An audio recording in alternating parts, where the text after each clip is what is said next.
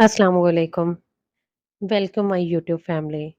आज की इस वीडियो में आपको बताएंगे कि अज़ान और उसका जवाब कैसे दिया जाता है। अज़ान के जवाब देने की क्या फ़ज़ीलत है।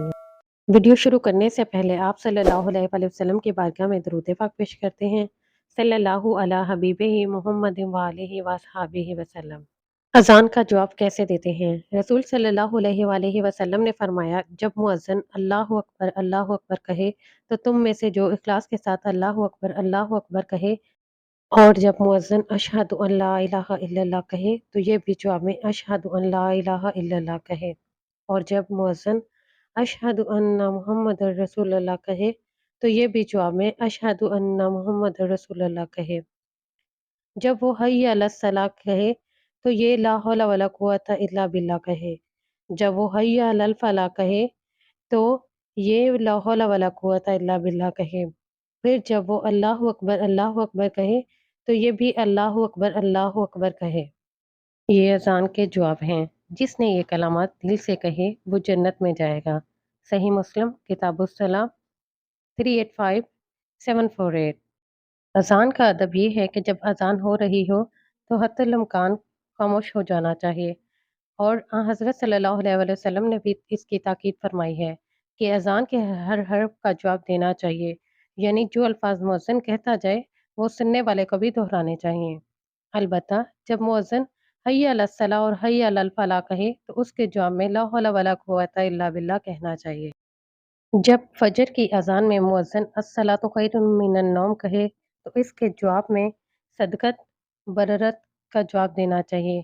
फजर की अज़ान में जब मुअज्जिन अस्सलातु खैरुम मिनन नौम कहता है तो इसके जवाब में हज़ूर सल्लल्लाहु अलैहि वसल्लम और सहाबा कराम क्या कहते थे, इसके मुतल्लिक़ हदीस की किताबों में कोई सराहत नहीं मिल सकी। अलबत्ता बाज़ सलफ़ से मनक़ूल है कि सुनने वालों को जवाब में सदक़त बररत, यानी तूने सच कहा और तूने नेकी का काम किया, के अल्फाज कहने चाहिए। बाज़ उलमा ने इसमें तो ये भी बढ़ाया है कि ये भी कहना चाहिए, तूने हक़ की बात ज़ुबान से निकाली। हज़रत अब्दुल्ला बिन उमर रज़ियल्लाहु तआला अन्हा से रवायत है कि हज़रत सल्लल्लाहु अलैहि वसल्लम ने इरशाद फरमाया कि जब तुम अज़ान सुनो तो मुअज्जिन की तरह तुम भी यही अल्फाज को दोहराओ, फिर मुझ पर दुरूद पाक भेजो, क्योंकि जो शख्स मुझ पर एक मरतबा दुरूद पाक भेजेगा अल्लाह ताला उस पर 10 मरतबा रहमतें नाज़िल फरमाएगा। फिर अल्लाह ताला से मुकामे वसीला की दुआ करो, क्योंकि वो जन्नत का ऐसा दर्जा है जो अल्लाह के बंदों में से किसी एक को ही मिलेगा, और मुझे उम्मीद है कि वो बंदा मैं ही हूँ। चुनांचे जो शख्स मेरे लिए वसीले की दुआ करेगा, इसके लिए मेरी शफाअत लाजिम हो जाएगी। सही मुस्लिम बुखारी। इस फजीलत के पेश नज़र हज़रत सल्लल्लाहु अलैहि वसल्लम ने जो दुआ तलकीन फरमाई, इसमें आप सल्लल्लाहु अलैहि वसल्लम के वसीला की दुआ मौजूद है, जो अज़ान के बाद पढ़ी जाती है। हज़रत जाबिर रज़ियल्लाहु तआला अन्हु से रवायत है कि हज़रत सल्लल्लाहु अलैहि वसल्लम ने अज़ान के बाद की दुआ पढ़ने वाले को बशारत दी है कि क़यामत के दिन इसके लिए आप सल्लल्लाहु अलैहि वसल्लम की शफ़ाअत वाजिब हो जाएगी। बुखारी।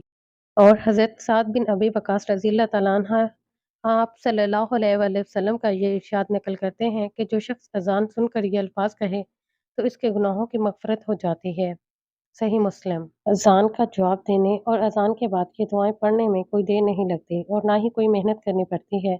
सिर्फ़ ध्यान दे लें और आदत डालने की बात है।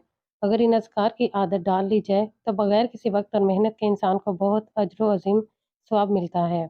इसलिए अज़ान के वक़्त इन आदाब का पूरा ख़्याल रखना चाहिए। हाँ, कोई उज़्र हो तो बात और है।